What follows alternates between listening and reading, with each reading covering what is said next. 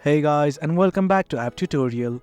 In this video, we're gonna look at how to download the Prime application in your PC. Now let's begin. Initially, what you guys have to do is simply open the Microsoft Store in your laptop device. As you can see, I have already opened up the application. In case you have not, do open it right now. On the top right, you'll see a search button right here. Simply click on it and type Prime. Once you have typed Prime, what you need to do is simply hit on Enter.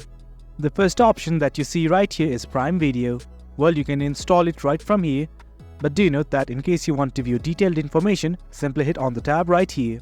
Once you're in this page, well, you can look at the description, reviews and everything. But right now, let's simply try to install. The button's right here, simply click on it. Well, depending upon your network speed, it might take some time. Well, as you can see, the application has finished downloading. Once everything's okay, simply hit on the open button right here.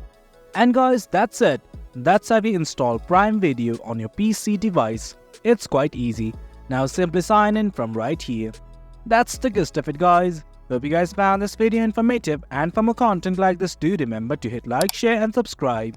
Your support fuels us. Until next time, thank you.